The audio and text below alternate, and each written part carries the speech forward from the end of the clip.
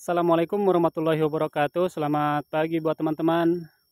Mudah-mudahan hari ini dalam keadaan sehat walafiat dan dimudahkan segala urusannya. Selamat datang di channel Durian Lampung Tengah.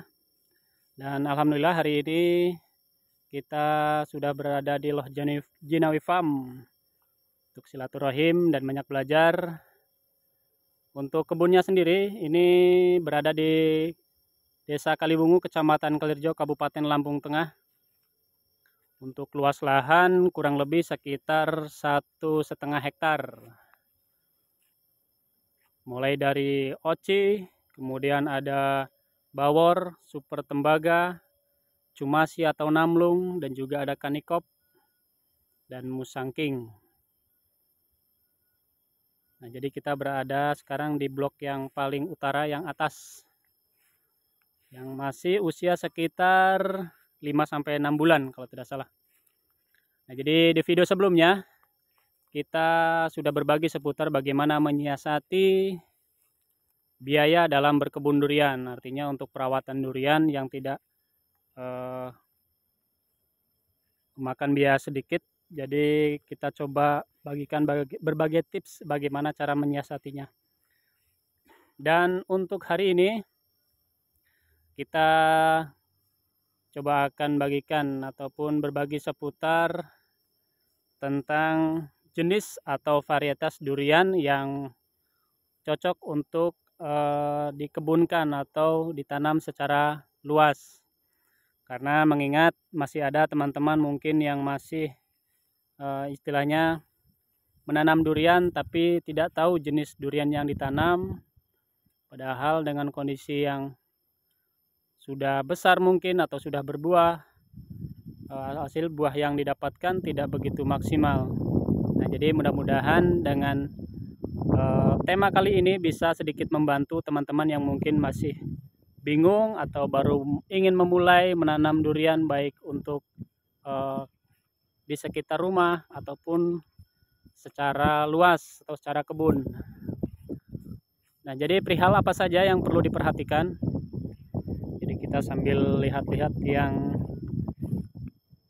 di atas.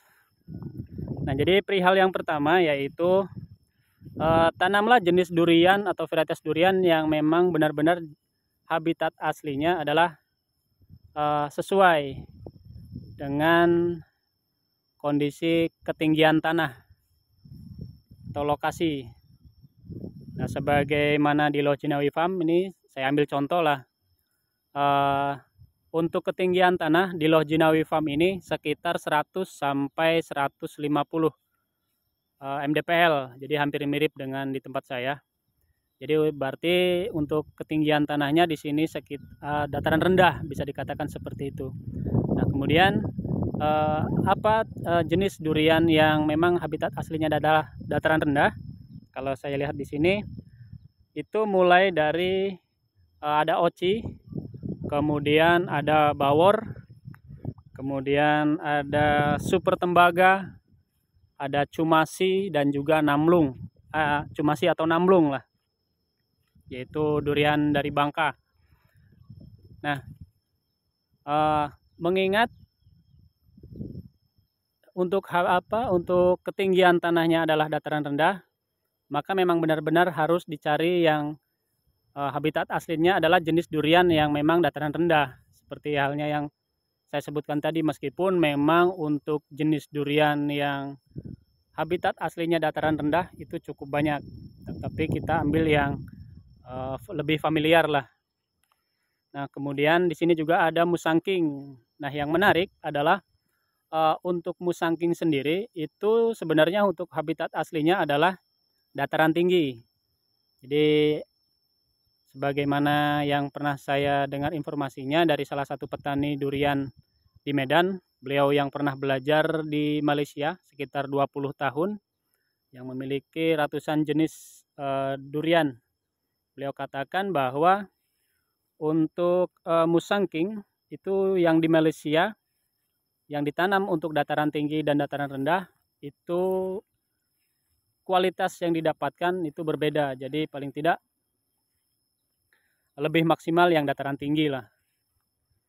Ya, kemudian bagaimana mungkin yang ketika yang memiliki lahan dataran rendah sudah ditanam musangking. Apakah musangking tidak bisa berbuah? Ya insya Allah dengan perawatan yang baik akan tetap berbuah. Akan tetapi untuk hasil yang maksimal sebagaimana ditanam di lahan yang dataran tinggi mungkin tetap berbeda. Tapi maka dari itu untuk Loh Jinawi Farm sendiri juga masih melihat bagaimana nanti kedepannya untuk musangking, karena makanya di sini untuk musangking sendiri tidak terlalu banyak, hanya beberapa pohon saja. Nah, ada kemungkinan ketika memang untuk dataran rendah bisa maksimal, ya mungkin bisalah untuk diperbanyak. Tetapi kalau menurut pemilik Loh Jinawi Farm, beliau katakan untuk musangking memang cukup sulit lah. Sebagaimana oci, kalau oci memang cukup mudah berbuah ataupun untuk produksinya cukup genjah kalau untuk oci. Nah, itu untuk perihal yang pertama. Nah, kemudian yang kedua adalah tanamlah jenis durian yang memang benar-benar produktivitasnya tinggi. Jadi bisa dikatakan mudah berbuah ataupun genjah.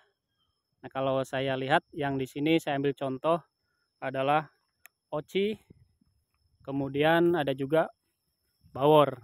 Nah, sudah banyak petani yang mengatakan bahwa untuk oci ataupun bawor itu adalah jenis-jenis durian yang cukup mudah berbuah dan juga genjah.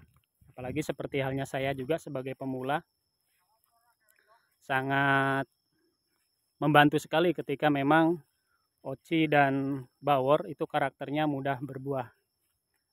Nah, jadi paling tidak ketika kita menanam durian untuk skala kebun, yang diharapkan juga kualitas ataupun produktivitas dari buahnya sendiri juga cukup bisa menjanjikan. Dan rasanya juga kalau untuk oci dan bawor juga cukup banyak peminatnya lah. Terutama untuk oci, di satu sisi dia berbuahnya mudah, kemudian produktivitasnya tinggi, dan harganya pun cukup tinggi juga. Bahkan bersaing dengan super tembaga. Nah, kemudian perihal yang selanjutnya adalah yang ketiga, tentang market atau penjualan. Jadi tujuan nantinya ketika memang hasil yang didapatkan ini tujuannya mau kemana, apakah hanya dijual di daerah sekitar ataupun keluar daerah, kemudian ataupun ada tujuan ekspor. Nah, itu mungkin bisa diperhatikan sejak awal, mungkin meskipun itu masih jauh lah, artinya tahapan-tahapannya. Tapi untuk kalau menurut saya untuk di daerah Lampung sendiri, kalau market untuk durian sendiri itu masih cukup terbuka lebar lah.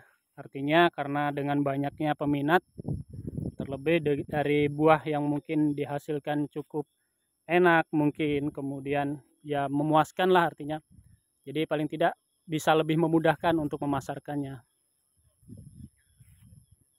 Nah, jadi itu tadi mungkin beberapa perihal yang mungkin bisa sedikit membantu bagi teman-teman yang baru akan memulai menanam durian.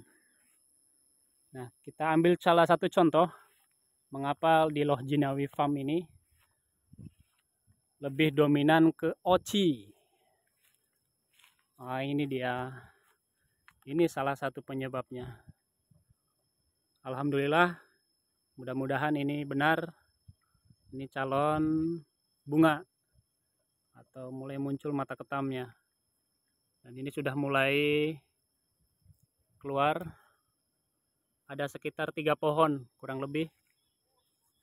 Kalau menurut pemilik kebun. Jadi untuk ocinya sekitar 3 pohon sudah mulai muncul mata ketam, dan ini tidak menggunakan paklo ya. Nah, nanti tahapan-tahapan berikutnya untuk bagaimana pemberian perangsang bunga, insya Allah akan kita bagikan. Nah, ini lagi, Masya Allah, mudah-mudahan benar ini calon bunga. Nah, ini sedikit apa ya, kalau menurut saya menjadi dasar kuat mengapa untuk pemilik Loh Jinawi Farm lebih dominan ke oci. Bahkan untuk oci sendiri atau duri hitam ini sekarang harganya juga cukup tinggi dan banyak peminatnya.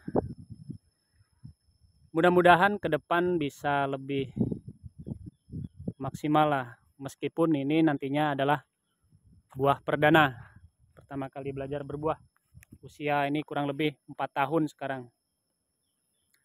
Insya Allah ke depan kita akan selalu berbagi seputar perawatan durian, khususnya yang sedang dalam proses pembuahan. Nah, demikian tadi, mudah-mudahan apa yang saya bagikan bisa sedikit membantu buat teman-teman mungkin yang baru akan memulai ataupun yang sudah menanam. Dan bila ada kesalahan, saya mohon maaf yang sebesar-besarnya karena saya juga masih tahap belajar.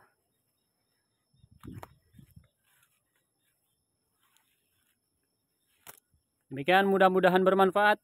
Assalamualaikum warahmatullahi wabarakatuh.